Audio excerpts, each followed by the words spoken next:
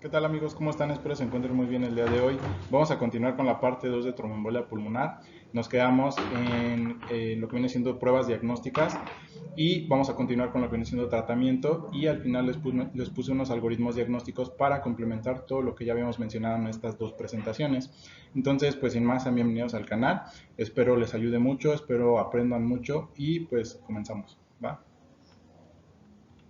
Bueno, la siguiente prueba diagnóstica va a ser la angiografía por resonancia magnética. Esta va a ser una técnica alternativa para el diagnóstico de tromboembolia pulmonar, porque como habíamos visto, la de elección va a ser la angiotac. Muy bien. Entonces, esta se va a combinar con otras técnicas que van a ser de igual forma no invasivas, junto con la angiografía pulmonar, ¿sale? Su sensibilidad pues está alrededor de un 77 a un 100% para el diagnóstico de tromboembolia pulmonar, pero principalmente proximal. La tasa de resultados inconclusos llega a alcanzar unos valores del 30%, ¿sale? O sea, en un 30% pues a veces no nos da ningún diagnóstico. Y puede haber un riesgo de fibrosis sistémica, principalmente nefrogénica, inducida por lo que viene siendo el medio de contraste, que en este caso va a ser el gadolinio, ¿sale? Entonces, por eso hay que tener mucho en cuenta lo que viene siendo este medio de contraste si el paciente pues a lo mejor ya tiene una lesión renal previa o más bien una enfermedad renal crónica previa y con el contraste que le estamos metiendo, pues se agrava más esta enfermedad renal, ¿sale? Entonces, ¿cuál va a ser el signo? O los signos son muy similares a los que habíamos visto en la angiotac, simplemente un defecto en el llenado de la vasculatura pulmonar. En este caso, pues aquí hacen una ampliación de esta zona, que la vemos aquí, lo que viene siendo el medio de contraste, cómo se ve más pegado a lo que viene siendo los bordes de este vaso sanguíneo, y en lo que viene siendo el centro, aquí como podemos ver en el centro, se ve más obscurito, ¿sale? Este es el defecto de llenado, ¿sale? El contraste está alrededor y en el centro no se llena porque el vaso está obstruido, ¿sale? Eso básicamente serían muy similares los signos a los que había mencionado en la angiotac, ¿va? Y bueno, otro estudio va a ser la gamografía pulmonar de ventilación-perfusión. Esto nos va a evaluar lo que viene siendo las dos principales funciones de lo que viene siendo el pulmón, ¿sale? La perfusión pulmonar y lo que viene siendo la ventilación, ¿sale? Recordemos que tenemos un índice que nos marca alvéolos bien ventilados o bien perfundidos o alvéolos mal ventilados y bien perfundidos. Entonces, en este caso, como está obstruido el vaso sanguíneo, pues va a ser un alvéolo bien ventilado pero mal perfundido, sale por esta obstrucción. Entonces es importante valorar cómo está esta relación. Va a evaluar lo que viene siendo, como les digo, el intercambio gaseoso utilizando gases o lo que viene siendo aerosoles inertes inhalados, ¿sale? Como el ácido dietinil triamino pentacético, marcado con lo que viene siendo el tecnesio 99, ¿sale? Para demostrar lo que viene siendo la perfusión renal, se va a inyectar lo que viene siendo microesferas de albúmina humana o microagregados de albúmina marcados con lo que viene siendo igual forma tecnesio 99, ¿sale? Esto es medicina nuclear. Y va a ser de igual forma este estudio para detectar lo que viene siendo, para detectar y dar seguimiento clínico a la embolia pulmonar. Como sabemos, pues no siempre vamos a tener este estudio en el centro donde estemos trabajando o haciendo pues, la residencia, etcétera. Pero puede ser una opción, ¿vale? Y pues así podemos ver lo que viene siendo esta gamografía con zonas de ventilación perfusión, y por ejemplo aquí nos marca lo que viene siendo una zona un poco menos pintada de lo que viene siendo el pulmón derecho, y pues esto nos va a dar datos de alteraciones a nivel de la perfusión principalmente, ¿ok? Y de igual forma aquí principalmente datos de ventilación aquí y datos de perfusión, en este caso marcado con tecnesio, y así se va a estar iluminando el pulmón. Va a observar émbolos pulmonares más periféricos y de menores densidades, así como una necesidad de una menor dosis de radiación. Va a contar con una radiografía, más bien se necesita contar con una radiografía de tórax en dos proyecciones distintas al momento de la gamografía para poder definir o excluir la presencia de infiltrados, por ejemplo, ya sea de una derrame pleural, neumotórax, lesiones ocupantes del espacio, una neumonía, ¿ok? Y si se puede realizar lo que viene siendo una espirometría con patrones forzados antes de realizar esta gamografía. Otro estudio que podemos hacer va a ser la tomografía computarizada helicoidal. nos va a dar una imagen volumétrica bidimensional del sujeto mediante un detector rotacional, por eso se le llama helicoidal. Y los émbolos pulmonares se van a apreciar como defectos de llenado en la circulación pulmonar. La localización central, mural o excéntrica y ocluir parcial o totalmente una arteria pulmonar, así lo podemos observar. Va a proporcionar valor pronóstico al evaluar principalmente las dimensiones del ventrículo derecho y va a establecer diagnósticos alternativos de igual forma.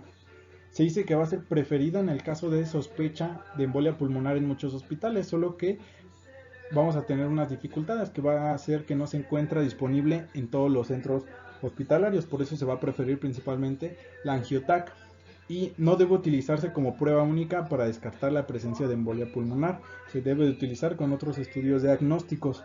Su sensibilidad es del 53 al 100% y principalmente va a ser baja en caso de obstrucción de las arterias subsegmentarias periféricas y su especificidad del 81 al 100%. Y pues así podemos ver lo que viene siendo la angiotac helicoidal, cómo se ven los defectos igual de llenado a nivel de la vasculatura pulmonar, aquí como podemos observar, su hipodensidad, esto lo más blanco es el contraste y la hipodensidad de aquí pues vendrá siendo la obstrucción del émbolo, por el émbolo, y de igual forma aquí podemos observarlo. Y aquí en esta parte como se ve el contraste alrededor y la hipodensidad en medio, y aquí de igual forma el contraste más blanco y la hipodensidad en el medio. En cuanto a los rayos X, la placa de tórax este estudio tiene una baja sensibilidad y puede llegar a ser normal inclusive en pacientes con una clínica altamente sugestiva de tromboembolia pulmonar. Su importancia va a corroborar o excluir el diagnóstico de otras entidades patológicas con un cuadro clínico similar, por ejemplo, una neumonía, una atelectasia, una neumotórax de tensión, ¿sale? Y vamos a tener diversos signos que nos van a orientar de cierta manera a una tromboembolia pulmonar. No nos van a decir como tal el diagnóstico, pero nos pueden orientar. Uno de ellos va a ser el signo de Westermarck, que va a ser una oligoemia focal con hipertransparencia pulmonar. Ahorita vamos a ver una placa más adelante. Y va a estar presente en el 8 al 14% de los casos confirmados de tromboembolia pulmonar. El otro va a ser el signo de Fleischer, que va a ser como tal una dilatación de la arteria pulmonar en el sitio de enclavamiento del émbolo. Ahorita vamos a ver una placa. Otro que va a ser muy importante, igual creo que lo preguntan mucho, va a ser la joroba de Hampton, que va a ser como tal la condensación parenquimatosa focal segmentaria cuneiforme con base pleural y vértice central. Va a corresponder a la zona del infarto pulmonar. Ahorita vamos a ver una imagen. Y otro va a ser el signo de Paya, que va a ser la rama descendente de la arteria pulmonar derecha prominente, se va a ver muy acentuada como tal y puede ser un posible hallazgo. Vamos a tener otros signos inespecíficos que nos pueden orientar a una tromboembolia, como la elevación del hemidiafragma, reducción de lo que viene siendo el volumen del pulmón afectado, o sea, una atelectasia, derrame pleural y otro tipo de atelectasias como las atelectasias laminares. Y bueno, estos son los signos. Aquí está el signo de Westermarck, que es lo que viene siendo la oligoemia focal distal a donde está el vaso ocluido, ¿sale? Entonces por aquí podemos decir que está el vaso ocluido y ya no le está llegando lo que viene siendo sangre a esta parte de lo que viene siendo este pulmón. Entonces hay una hiperclaridad pulmonar, por así decirlo, ¿sale? Entonces aquí se logra ver esto y este vendría siendo este signo, ¿ok? El signo de Fleischer es lo que viene siendo el aumento de lo que es una parte de la rama de la arteria pulmonar, que como podemos ver, pues se ve más agrandado, ¿sale? Se ve más agrandado en este caso, de esta parte.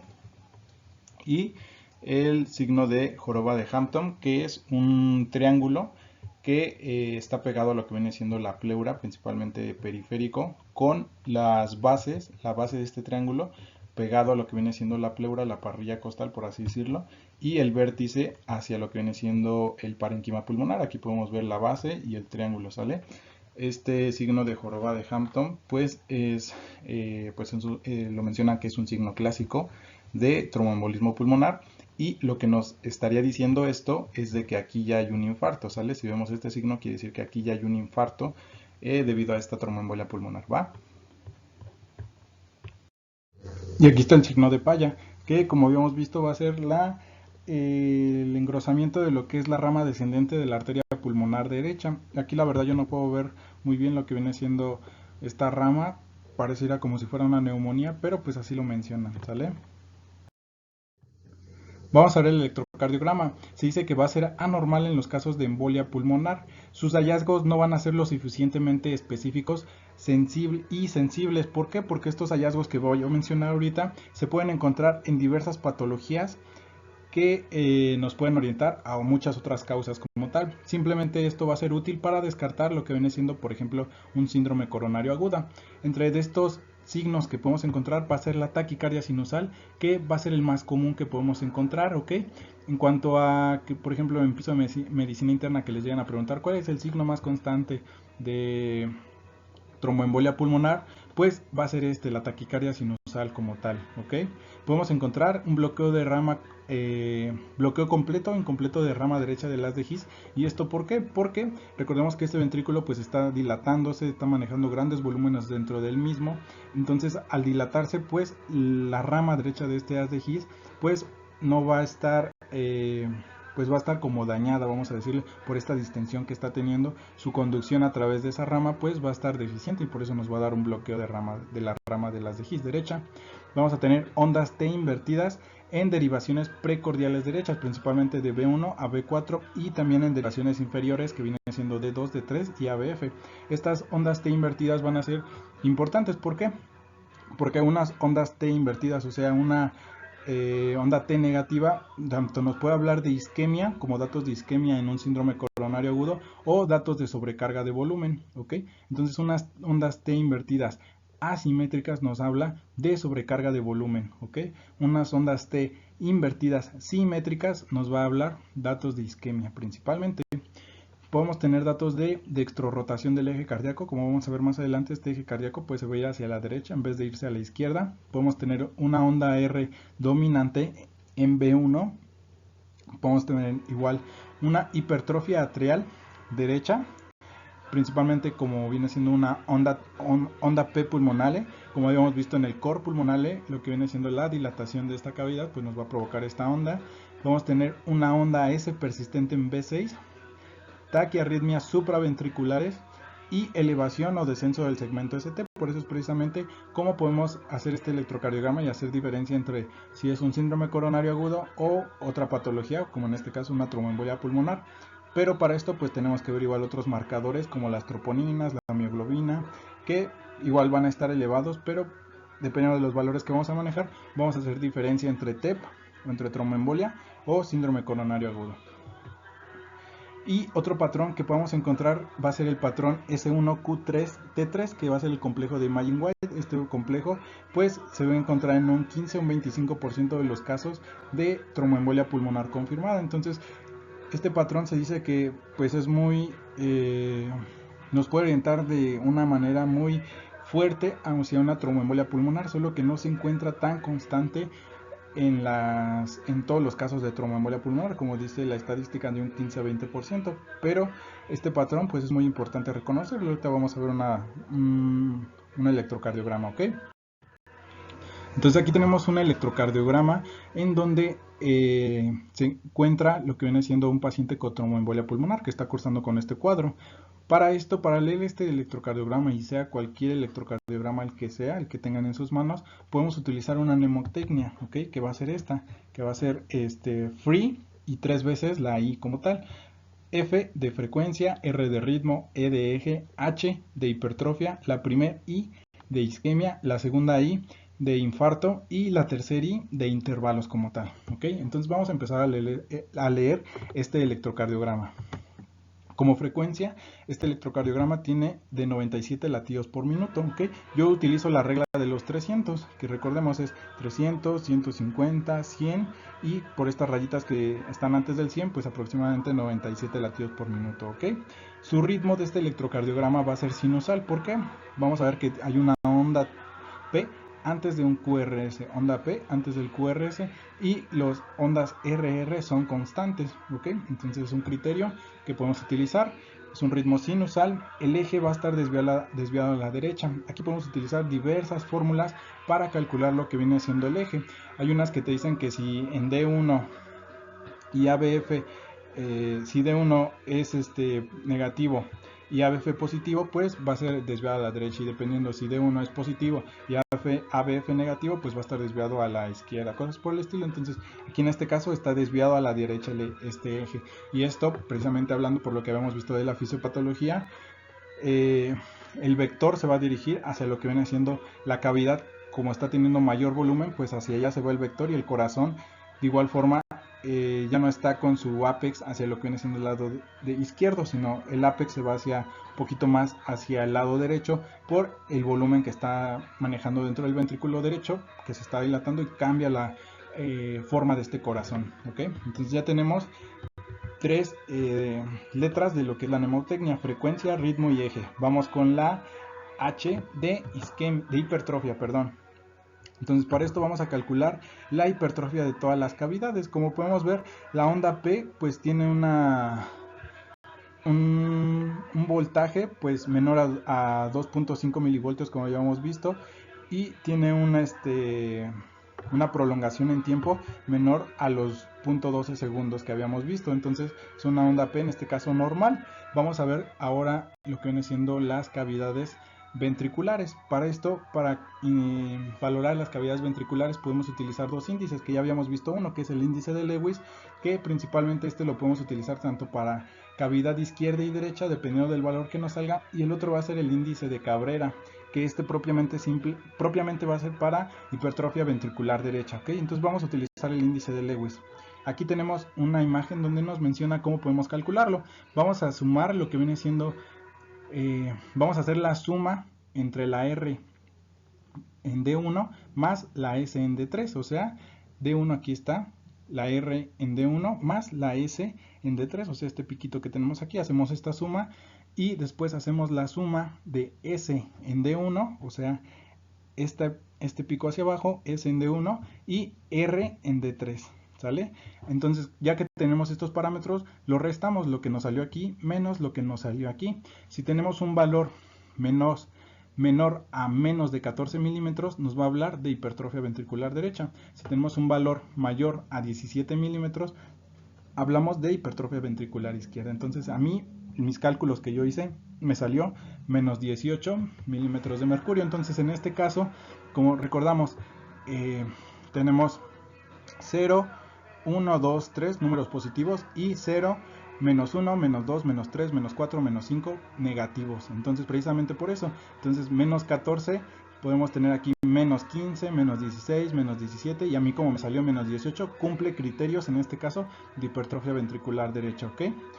Y ahora vamos a calcular el índice de Cabrera. En este caso el índice de Cabrera simplemente va a ser por una división, principalmente tomando en cuenta siempre B1. ¿Ok? Si tenemos R en B1, aquí nos pone un ejemplo de una derivación en B1, mide 13 milímetros entre la suma de R igual en B1 más S en B1 como tal. Entonces S mide 4 milímetros, entonces aquí nos pone un ejemplo: 13 sobre lo que mide R en B1 sobre R en B1 sobre 13 más lo que mide S igual en B1, y hacemos esta división, y en este caso salió 0.76. Si tenemos un índice de Cabrera mayor a 0.5, nos va a hablar de hipertrofia ventricular derecha. Entonces aquí sí se cumplió porque es mayor a 0.5, y en mi caso, en este electrocardiograma, mis cálculos me salió en 0.8. Entonces cumple criterios de igual forma de hipertrofia ventricular derecha, tanto por índice de Lewis, tanto por índice de Cabrera. ¿Okay? Entonces este paciente tiene hipertrofia ventricular derecha, a lo mejor ya secundaria por otras patologías, porque por hipertensión, cosas por el estilo. Propiamente recuerden que la hipertrofia pues es una característica adaptativa del tejido a través de pues un largo periodo de tiempo. No va a ser hipertrofia este paciente una tromboembolia aguda, sino a lo mejor ya tenía esta hipertrofia por otras patologías, pero igual nos puede orientar de cierta manera a un cuadro como estos. ¿Ok? Vamos con la siguiente, con la primer I de la mnemotecnia, que va a ser la isquemia. ¿Ok? Entonces como tal no va a tener datos de supra o infradesnivel del ST. Aquí podemos ver que está ligeramente un infradesnivel del segmento ST, pero aquí podemos ver que de cierta manera se iguala, ¿ok? De igual forma en otras derivaciones podemos ver cómo está la línea isoeléctrica normal, ¿ok? Sin infradesnivel o supradesnivel del ST. Y lo que habíamos mencionado, las ondas T asimétricas, ¿ok? Aquí podemos ver cómo está esta onda T, no se parece a esta completamente, ni se parece a esta completamente. De igual forma, esta onda T no se parece completamente a esta. Estas tres no se parecen, entonces son ondas T asimétricas. Y recordemos, ondas T asimétricas nos va a hablar de aumento del volumen, o sea, trastornos en la repolarización principalmente por volumen, ¿ok? Ya sea que a lo mejor este paciente está con una insuficiencia cardíaca, que le metimos mucho líquido a través de las soluciones parenterales, cosas por el estilo. Entonces en este caso sería por aumento del volumen en el ventrículo derecho. Si tenemos unas T completamente simétricas, o sea que esta se parece a esta se parece a esta, y todas se parecen, lo que viene siendo, nos está hablando de isquemia como tal. Cuando tenemos unas ondas T simétricas, nos está hablando ya de isquemia, ¿ok? En este caso son asimétricas, nos habla de volumen, aumento del volumen. Vamos con la otra I, que va a ser infarto. Entonces como tal no vamos a tener ondas Q patológicas de infartos previos. En este electrocardiograma no se va a poder observar. Vamos con la última I, que va a ser de intervalos. En este caso vamos a tener un bloqueo de rama derecha. Para esto vamos a ver esta imagen, que nos va a representar cómo se va a observar un bloqueo de rama derecha y un bloqueo de rama izquierda. En el bloqueo de rama, en cualquier bloqueo, pues va a ser un QRS ancho. Como tal, no cumple ese criterio, porque el QRS en este caso, en cualquier complejo, pues va a estar como de 0.8 más o menos milisegundos, ¿ok? Pero sí cumple otros criterios, como viene siendo en B1, el QRS va a tener un patrón RSR'. Aquí podemos observarlo. R vendría siendo este piquito pequeñito, S y R', ¿ok? Entonces aquí cumple un criterio. De igual forma, en D1 y en B6 va a ser una S grande y ancha. En D1 podemos ver cómo está RS grande y ancha, ¿ok? Está alargado. Y de igual forma en B6, como podemos observar, R y S profunda y ancha, ¿ok? Entonces cumple criterios de bloqueo de rama derecha como tal, ¿ok? Y bueno, el bloqueo de rama izquierda pues son otros criterios completamente diferentes. Vamos con el ecocardiograma. Este ecocardiograma puede definir el grado de repercusión funcional del ventrículo derecho secundaria a esta tromboembolia pulmonar.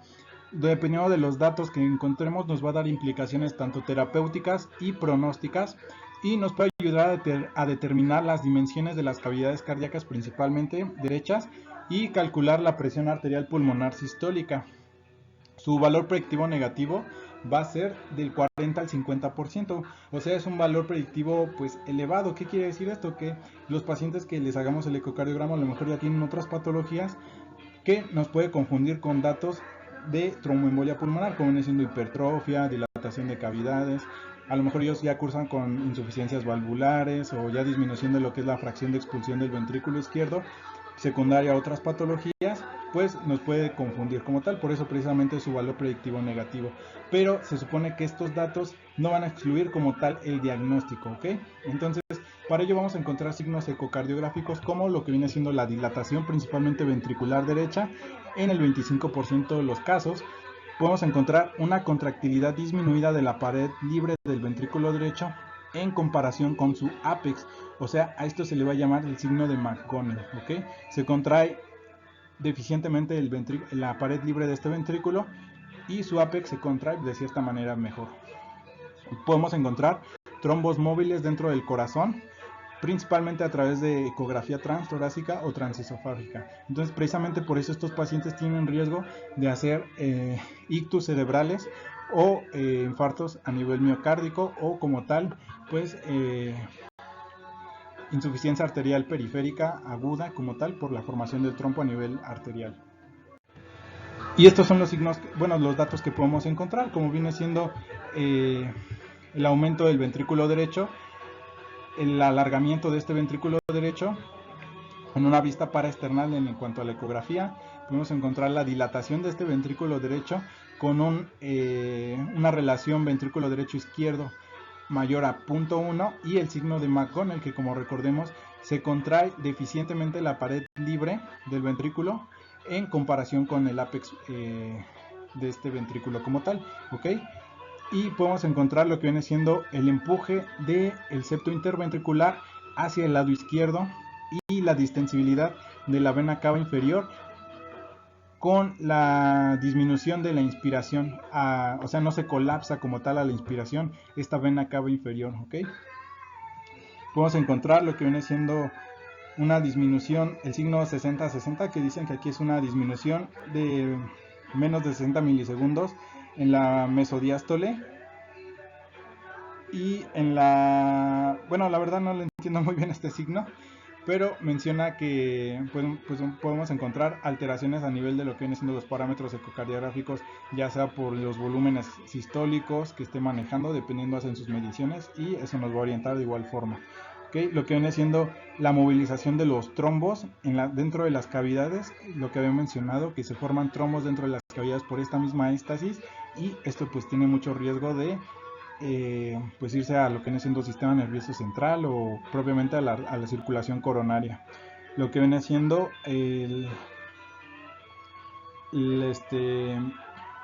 pues otros datos ecocardiográficos a través que miden por los volúmenes a través de su eyección, pues maneja los volúmenes y dependiendo de lo que se esté encontrando en el Doppler, pues igual nos va a orientar a eso, pero principalmente los que habíamos mencionado, la dilatación de cavidades, el desplazamiento del septo interventricular, ¿sale?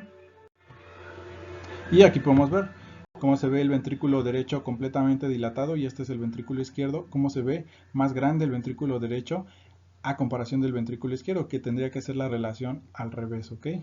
Y de igual forma la dilatación de la aurícula derecha. Aquí de igual forma la vena cava inferior y la cava derecha, el signo el que mencionaban era que a la inspiración no colapsa como tal tanto la vena cava inferior y se mantiene completamente distendida. Y de igual forma aquí el ventrículo derecho completamente dilatado, ventrículo derecho completamente dilatado a comparación del ventrículo izquierdo y de igual forma el ventrículo derecho, ¿ok? Aquí lo que menciona son los trombos, ¿ok? Que podemos encontrar. Estos son los trombos, estas zonas hipoecoicas que podemos encontrar aquí, ¿sale? Estos son los trombos, aquí tenemos un trombo igual. Los que tienen alto riesgo de irse a otras zonas del cuerpo. Podemos hacer también igual un ultrasonido venoso y Doppler, esto para englobar todo lo que viene siendo la enfermedad tromboembólica venosa, que como vimos el riesgo de tromboembolia pulmonar pues deriva de una trombosis a nivel de miembros pélvicos. Entonces al hacer este diagnóstico de trombosis en miembros pélvicos pues podemos sospechar altamente que ese trombo viajó a nivel de la vasculatura pulmonar. Actualmente este ultrasonido venoso para diagnóstico de trombosis venosa profunda se reemplazó por la venografía, ¿ok? Como tal tiene una sensibilidad esta del 90% y una especificidad del 95% para tromboembolia sintomática, para trombosis venosa sintomática, y se debe de encontrar una trombosis venosa proximal en pacientes con sospecha de embolia pulmonar como tal, va a constituir una indicación para iniciar la terapia anticoagulante sin necesidad de realizar pruebas adicionales. ¿Qué quiere decir esto? Que si encontramos, al hacer este ultrasonido a nivel de miembros pélvicos, encontramos datos de trombosis, pues y ya tenemos datos de embolia pulmonar, pues es indicación de utilizar anticoagulante.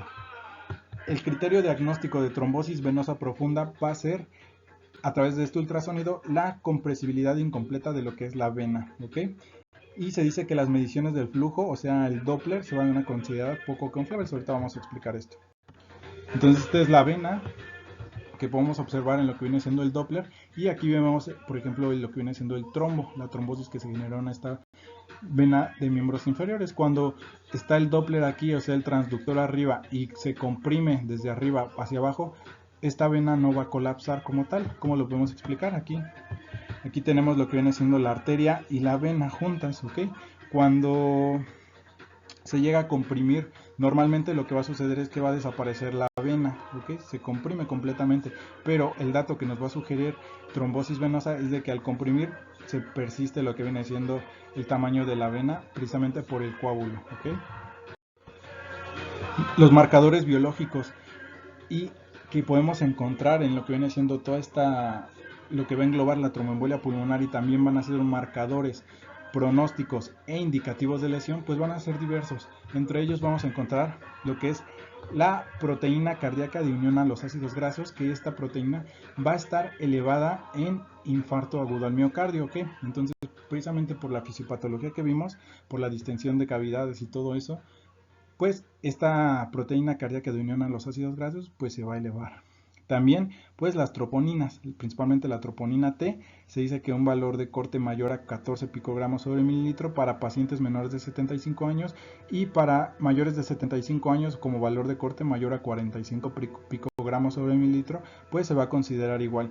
Y la troponina pues igual recordemos, se encuentra, es muy específica de tejido cardíaco, ¿ok? Entonces, por la gran distensibilidad, pues se va a estar liberando de igual forma estas troponinas que nos va a sugerir, pues, isquemia del tejido. Y también otro parámetro va a ser el péptido natriurético cerebral y el pro-BNP, el propéptido natriurético cerebral, o sea, la fracción antes de que se forme como tal el péptido natriurético cerebral. Entonces este péptido natriurético cerebral, recordemos que se va a estar secretando en la aurícula derecha principalmente cuando se maneja mucho volumen dentro de la misma. Cuando tenemos, por ejemplo, insuficiencia cardíaca, manejan ellos mucho volumen dentro de todo el corazón, pues constantemente ellos tienen secreción de este péptido natriurético cerebral. Entonces este péptido va a tener acción en lo que viene siendo el riñón para favorecer una natriuresis, o sea, favorece la eliminación de sodio y con ende la eliminación de sodio, pues como sabemos, sodio jala agua, pues disminuye el volumen intravascular. Entonces, como en este caso, hablando de tromboembolia pulmonar, como hay dilatación de cavidades, se va a secretar este péptido natriurético para tratar de compensar ese aumento de volumen dentro de estas cavidades, ¿ok? Otro va a ser la lipocalina, que se llama lipocalina asociada con la gelatinasa de neutrófilos. Esta va a incrementar en lesión renal aguda en un 30% de los casos. Se puede elevar de igual forma en lo que viene siendo la tromboembolia pulmonar cuando estos pacientes cursan con lesión renal aguda. Podemos tener entonces aquí en este caso puede ser una lesión renal aguda como síndrome cardiorrenal, ¿ok? Un síndrome cardiorrenal por la misma disminución del volumen sistólico, por la compresión del ventrículo derecho al ventrículo izquierdo, genera una disminución del flujo sanguíneo a nivel renal y nos provoca un síndrome cardiorrenal principalmente tipo 3, ¿ok? Y por eso nos provoca la lesión renal aguda prerrenal. Y podemos tener una elevación de la cistatina C y la creatinina, que de igual forma nos hablarían de lesión renal aguda y pues propiamente la creatinina de igual forma. El lactato igual puede estar elevado, mayor a 2 milimoles sobre litro, y esto nos estaría hablando de hipoperfusión tisular a nivel general. Una hiponatremia, de igual forma se dice que es factor pronóstico de estos pacientes. Y la copeptina, esta copeptina se dice que es el antecesor de lo que es la hormona antidiurética, la vasopresina, que se secreta en los núcleos del hipotálamo, ¿okay? Entonces esta copeptina de igual forma se dice que se eleva en estados de estrés y cosas por el estilo, que de igual forma nos habla de factores pronósticos. Para calcular la gravedad de la embolia pulmonar tenemos escalas, principalmente menciona la Sociedad Europea de Cardiología de usar esta escala, que va a ser la PSI, que va a ser el índice de gravedad de embolia pulmonar para riesgo de mortalidad a los 30 días. Entonces con esta escala podemos clasificar a los pacientes quienes están en mayor riesgo de mortalidad. Y para esto pues se utiliza diversos parámetros, ¿ok? Tenemos una versión original y una versión simplificada, la que queremos usar.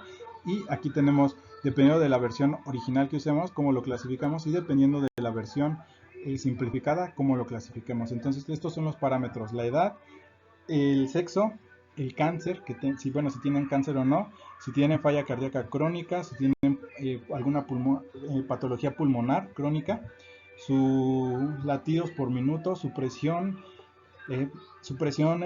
sanguínea que tengan, sistólica principalmente, su frecuencia respiratoria, la temperatura, el estado mental y la saturación de hemoglobina. Dependiendo de lo que salga, vamos a clasificar el paciente si utilizamos la versión original o la versión simplificada, ¿ok?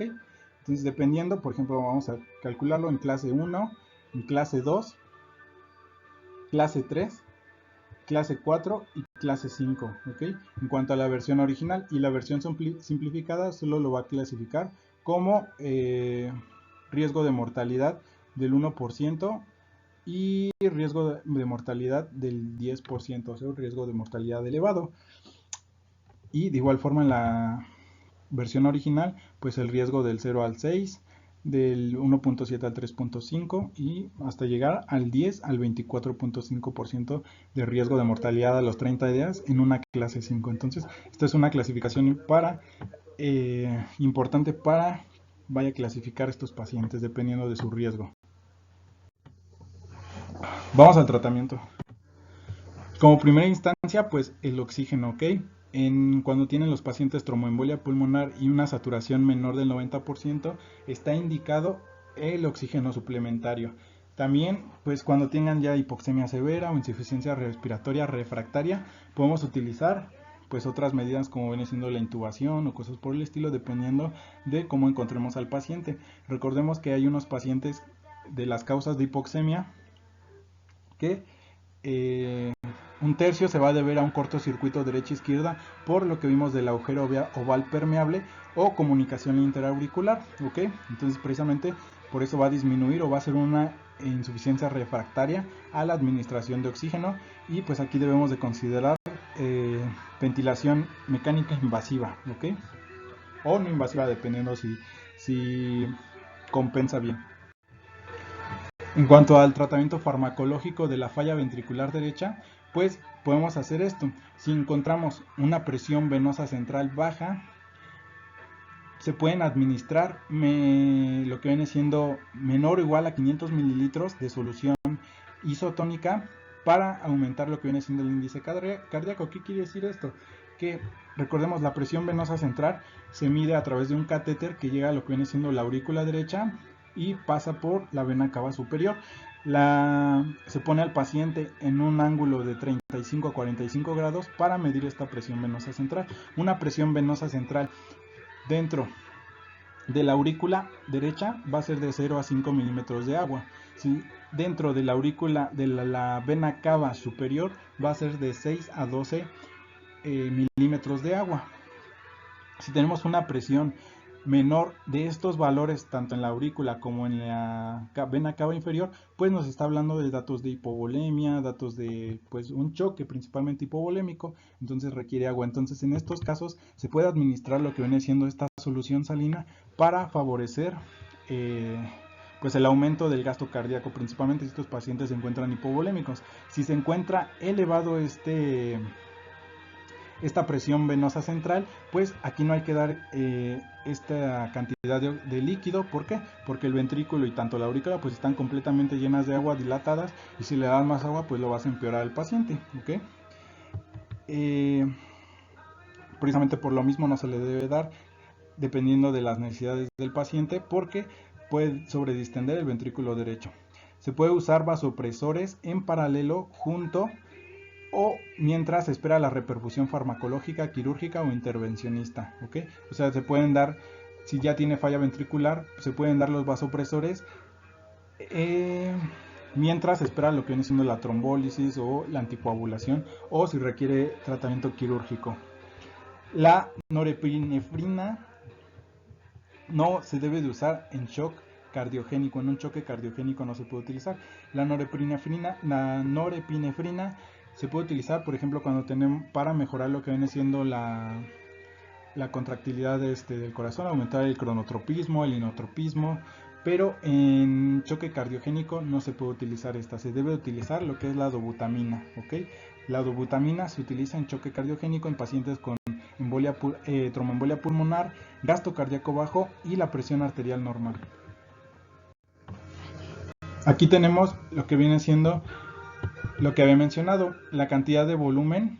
Aquí lo maneja como la solución Ringer-Lactato, menor a 500 mililitros en 15 a 30 minutos. Esto considerarlo en pacientes que tengan normal o disminución de la presión venosa central, ¿sale? Por ejemplo, en pacientes con hipovolemia.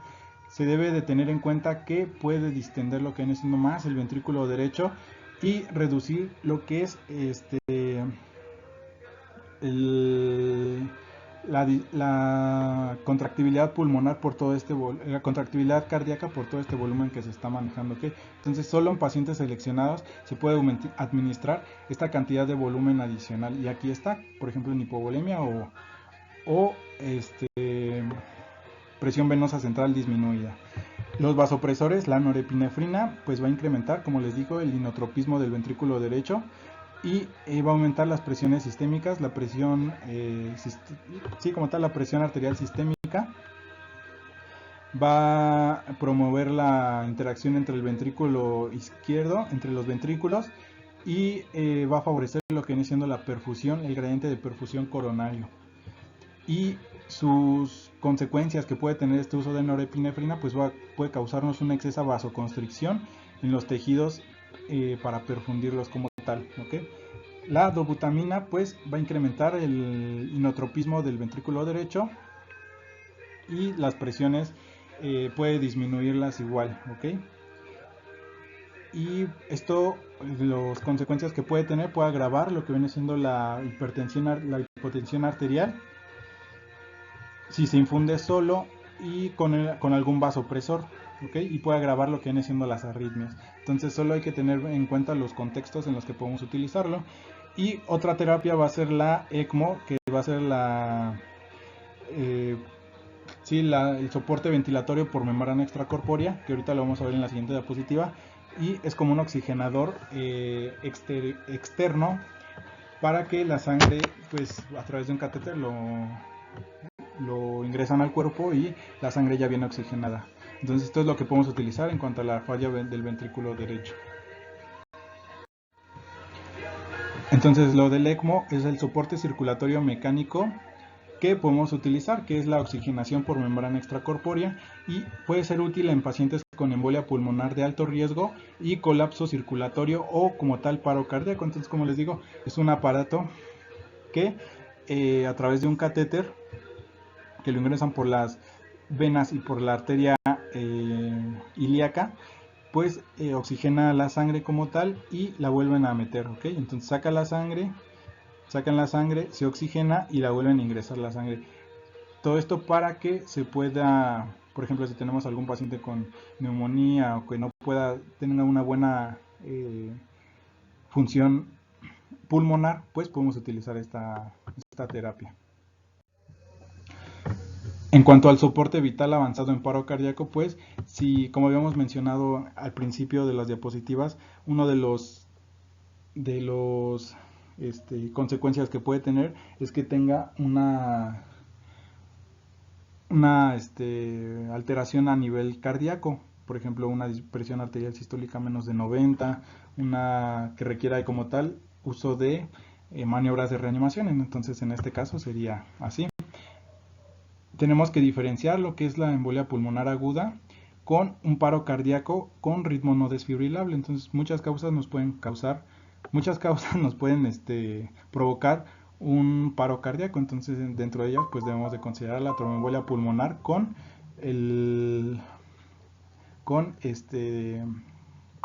falla cardíaca como tal.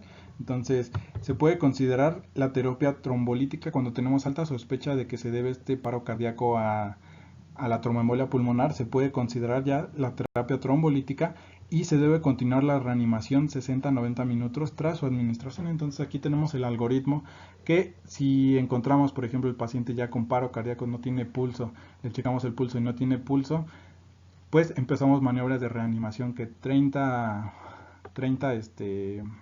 compresiones, dos respiraciones, ¿ok?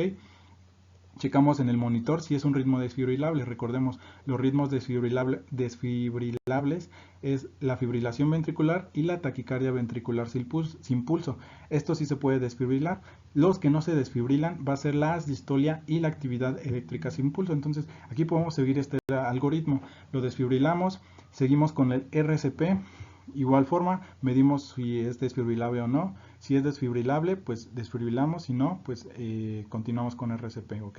Y pues los medicamentos que podemos utilizar. Entonces esto sería en un contexto de que el paciente cayó en paro cardíaco y sospechamos altamente de tromboembolia pulmonar. En ese caso, pues iniciamos lo que viene siendo la terapia anticoagulante. Entonces la terapia anticoagulante se va a utilizar con probabilidad clínica alta o intermedia de embolia pulmonar, mientras se van a esperar los resultados o pruebas de diagnóstico. Si tenemos esta alta probabilidad o intermedia, pues inicia anticoagulación, ¿ok? Se utiliza lo que viene siendo las heparinas de bajo peso molecular o fondaparinux o heparina no fraccionada, pero de todas ellas se va a preferir la de bajo peso molecular o el fondaparinux, ¿ok? Principalmente. La heparina no fraccionada está indicado solamente en pacientes con inestabilidad hemodinámica manifiesta o descompensación hemodinámica, todo lo que ya habíamos visto anteriormente. Y la heparina no fraccionada se recomienda también en una tasa de filtración glomerular menor a 30 u obesidad severa. Y la heparina de bajo peso molecular en pacientes con tasa de filtración glomerular de 15 a 30 milímetros se debe de utilizar un esquema de dosificación aceptado, o sea, se debe de calcular dependiendo de su tasa de filtración. En tromboembolia pulmonar aguda se utiliza de 5 a 10 días junto con antagonistas de la vitamina K. Y estos son los heparinas de bajo peso molecular que podemos utilizar junto con el fondaparinux. Las dosis, la que principalmente se utiliza yo estando en hospitales, pues es la enoxaparina, que se utiliza 1 miligramo por kilo de peso o 1.5 miligramos por kilogramo al cuadrado. Y se utiliza cada 12 horas o, dependiendo si se utiliza esta dosis una vez al día, ¿ok? Pero aquí tenemos igual otros heparinas de bajo peso molecular con sus dosis y su tiempo de administración como tal, pero como les digo, la que más se utiliza va a ser la enoxaparina, 1 miligramo por kilo de peso. Si peso yo 70 kilos, me tocan 70 miligramos y me la van a dar cada 12 horas, me van a tocar 35 y 35, ¿ok? Entonces las heparinas pues van a funcionar así, van a inhibir lo que viene siendo el factor 10 y van a inhibir lo que viene siendo la trombina a través de estimular la antitrombina. Entonces son inhibidores de lo que viene siendo el factor 10 y estimula lo que viene siendo la trombina, antitrombina, para inhibir la trombina como tal y no se dé la cascada de coagulación. Y el fondaparinux va a inhibir de igual forma lo que viene siendo a través de la antitrombina 3, la va a activar, y esta antitrombina 3 inhibe lo que viene siendo el factor 10, ¿ok? Entonces inhibe el factor 10, activado, no se favorece la cascada de coagulación, ¿ok? No se forma el coágulo de fibrina. Así actúa el fondaparinux. En cuanto a los antagonistas de vitamina K, se deben de utilizar los antagonistas de vitamina K con las heparinas, ya sea no fraccionada o de bajo peso molecular o el fondaparinux, ¿sale? Se deben de utilizar en paralelo con el anticoagulante oral, o sea, con el antagonista de vitamina K, mayor o igual a 5 días. Hasta que el INR esté entre 2 a 3 durante 2 días, se utilizan ya estas dosis. 10 miligramos en menores de 60 años y menor o igual a 5 miligramos en mayores de 60 años por el riesgo de sangrado. La dosis diaria se va a ajustar de acuerdo a lo que van haciendo el INR, que se debe mantener entre 2 a 3, ¿ok? Durante los próximos 5 a 7 días, ¿sale? Los antagonistas de la vitamina K pues es la warfarina, el acenocumarol, fenprocumón, fenindiona, flunidiona, y los que más utilizan van a ser estos, la warfarina y el acenocumarol. En cuanto a la terapia trombolítica, se dice que tiene mayor beneficio si se inicia a las 48 horas de los síntomas, pero también se puede ser útil en los 6 a 14 días después de iniciados los síntomas, ¿ok? Pero principalmente es mejor a las 48 horas. Para esto tenemos diversos trombolíticos, como viene siendo el RTPA, que es el activador del plasminógeno, la streptoquinasa y la uroquinasa, ¿ok? Para esto, pues aquí están las dosis que podemos manejar. El que más se utiliza, el de elección, va a ser el RTPA, ¿ok? El activador del plasminógeno. Y las contraindicaciones para la fibrinólisis, pues tenemos absolutas y relativas. Estas van a ser muy importantes porque si el paciente no es candidato a fibrinólisis, pues se va a optar por terapia quirúrgica, ¿ok? Entonces aquí tenemos en cuanto a contraindicaciones absolutas, la historia de hemorragia por un ictus, un ictus isquémico en los 6 meses previos, neoplasia del sistema nervioso, un trauma mayor, previo a las 3 semanas, diátesis hemorrágica, o sea, sangrado que esté en sangrado o activo, ¿sale? O que tenga alteraciones en lo que viene siendo la coagulación. En cuanto a las relativas, ataque isquémico transitorio en los 6 meses previos, anticoagulación oral, que esté con terapia anticoagulante,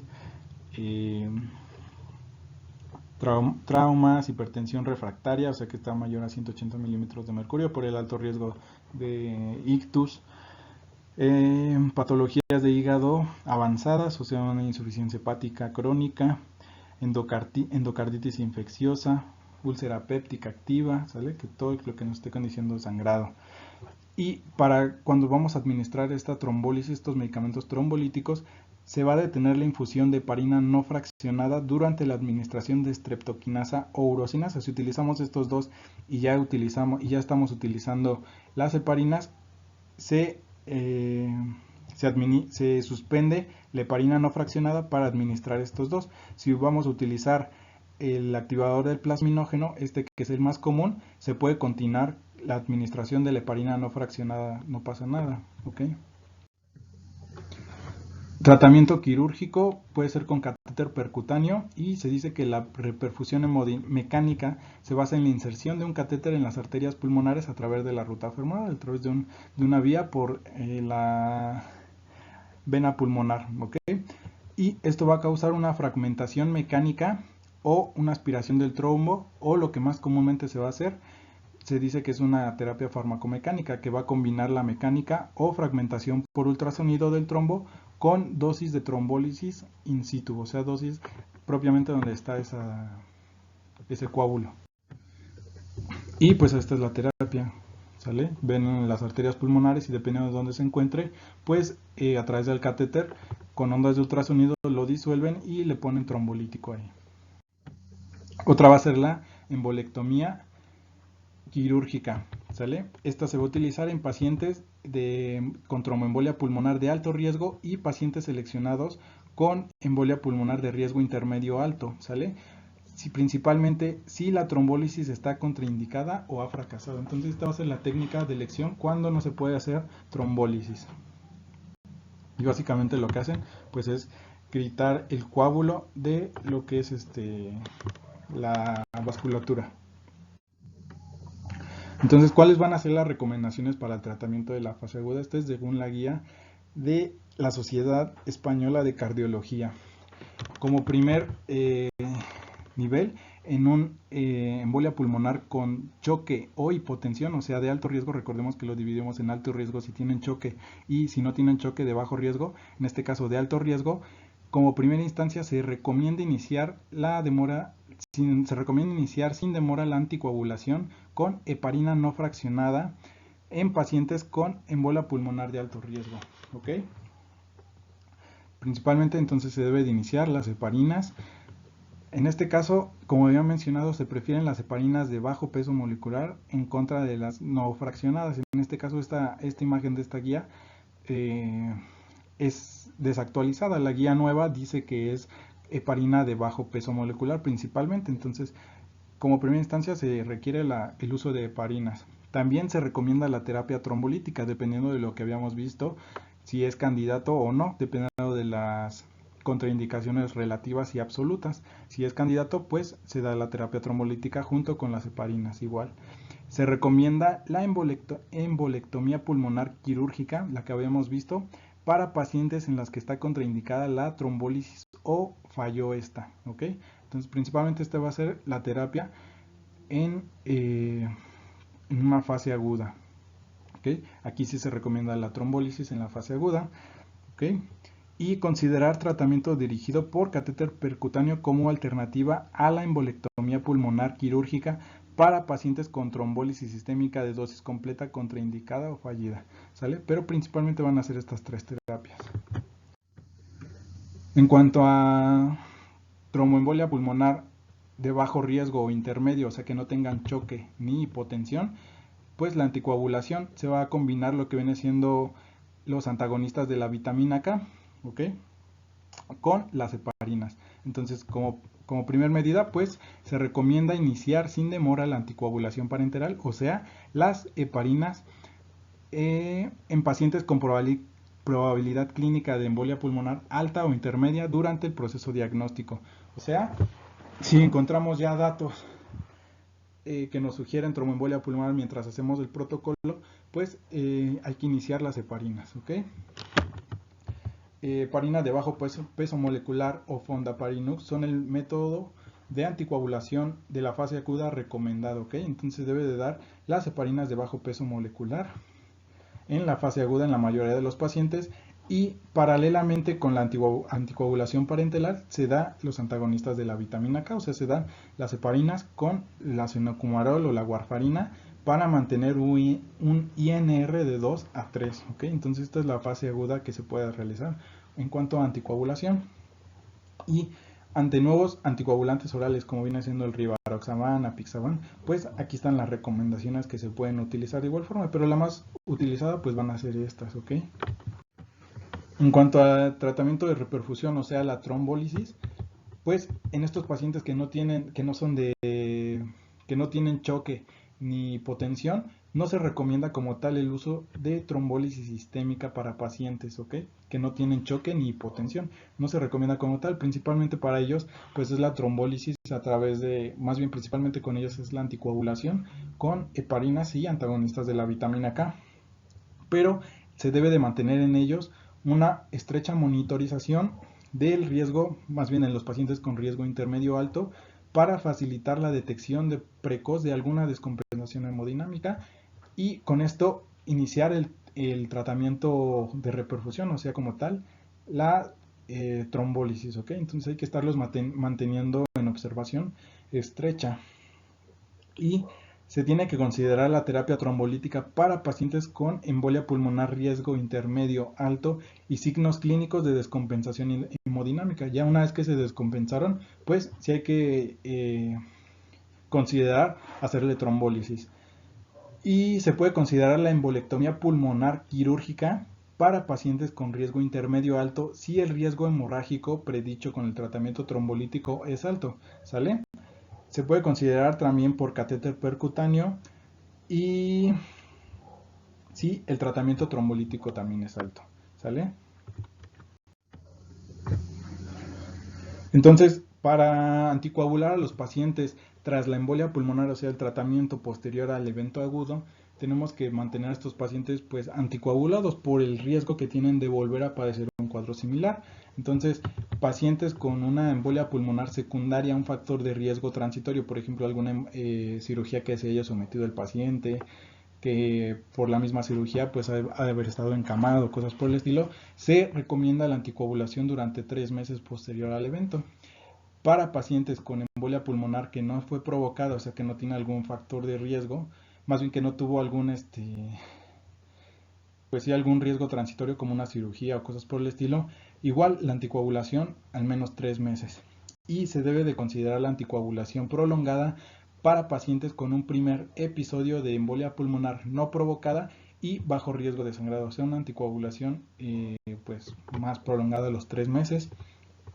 Y se recomienda tratamiento de anticoagulación de duración indefinida para pacientes con un segundo episodio de embolia pulmonar no provocada. ¿Sale?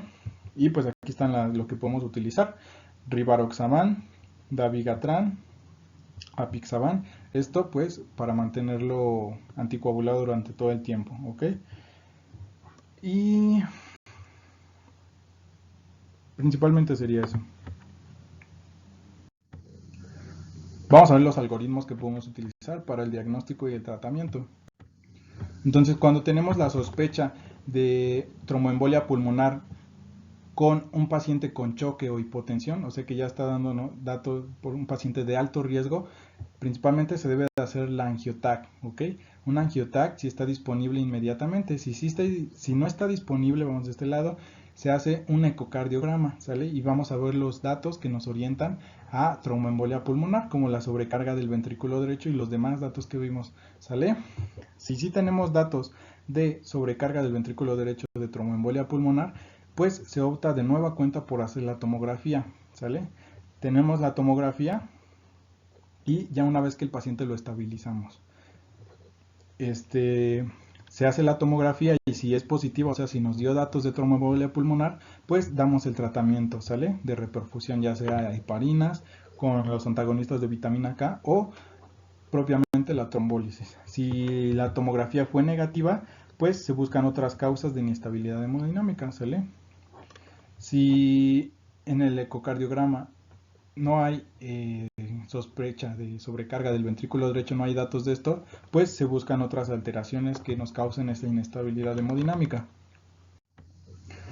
En cuanto a los pacientes de bajo riesgo, o bueno, de bajo riesgo que no tienen choque ni hipotensión, pues se valora junto con la clínica si este paciente tiene embolia pulmonar, o sea, tanto los datos clínicos como pues el juicio clínico a través de las escalas, pues vamos a evaluar si este paciente puede tener embolia pulmonar. Si tiene una probabilidad clínica baja, intermedia o embolia pulmonar improbable, dependiendo de la escala, por ejemplo, de West o de Ginebra que usemos, pues tomamos el dímero D. Como habíamos visto, el dímero D se utiliza para hacer la sospecha en los pacientes con clínica baja o intermedia.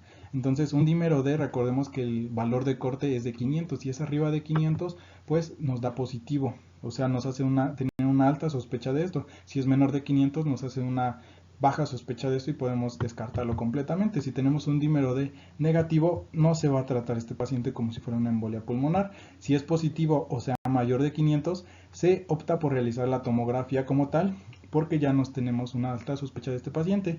Si la angiotac nos da evidencia, más bien si la angiotac nos confirma embolia pulmonar, pues se da el tratamiento como tal. Si no nos confirma nada, no se trata como tal. Y a los que tienen probabilidad clínica alta o embolia pulmonar probable, o sea, ¿cómo se llama? Un puntaje de West alto, mayor a 6, pues hacemos la angiotac. Y dependiendo de los datos, si está confirmada, se trata. Si no está confirmada en la TAC, no se trata o se investiga acerca de otras causas. Y aquí tenemos otro algoritmo, de igual forma es de la Sociedad Española de Cardiología. Si tenemos esta sospecha clínica de embolia pulmonar, si tenemos choque o hipotensión, pues vamos al algoritmo que ya vimos de choque o hipotensión, ¿ok? Si ya se confirmó como tal y es de riesgo alto este paciente como tal, pues se hace reperfusión. Como habíamos visto, los pacientes que tienen choque o hipotensión, principalmente se opta por la trombólisis, ¿ok? Si no tenemos choque o hipotensión, vamos al algoritmo que acabamos de ver en la diapositiva anterior, ¿ok? Si sí se logró confirmar a través del, por ejemplo, del dímero D y del angiotac, se evalúa el riesgo clínico. Aquí en esta guía, como es la anterior a la que salió del 2019, pues utilizan estas escalas que es IGP o IGEP o la simplificada, pero como habíamos visto nosotros vamos a utilizar la PSI, ¿ok? Que es la que les acabo de mencionar. Con esta escala pues vamos a predecir si tiene un riesgo elevado o no. Entonces aquí lo maneja un riesgo bajo en cuanto a PSI, va a ser de la clase 1 y 2. Si tenemos un riesgo intermedio, más bien, si tenemos 1 y 2 va a ser de PSI, ¿sale? Que va a ser un riesgo bajo. Después del 2 para arriba, al 6, va a ser un riesgo alto. Entonces, en el riesgo bajo, dependiendo del PSI que sacamos, pues consideramos el alta precoz y el tratamiento domiciliario, si es factible. Si tenemos un PSI mayor a 2, pues va a ser un riesgo intermedio, ¿ok? Y aquí vamos a valorar lo que viene siendo el ventrículo derecho con el ecocardiograma o la tomografía y otras pruebas de laboratorio, y lo vamos a clasificar en riesgo intermedio alto o intermedio bajo. Dependiendo si es intermedio alto, se utilizan anticoagulantes, la monitorización, la reperfusión de rescate, la trombólisis de rescate, o sea, estarlo manteniendo en observación. Si es un riesgo intermedio bajo, pues hospitalización simplemente con anticoagulante. ¿Sale? Y bueno amigos, terminamos la presentación, espero haya sido de gran ayuda para ustedes. No se olviden de suscribirse al canal para que no se pierdan ningún otro video, ninguna otra clase, y seguirme en mis redes sociales, principalmente donde estoy más activo es en Instagram, donde subo muchos algoritmos diagnósticos, artículos recomendados, artículos recientes, tratamientos actualizados, etcétera. Entonces, pues sin más, nos vemos en el siguiente video. Espero se encuentren muy bien y tengan un excelente día. Gracias por ver. Bye.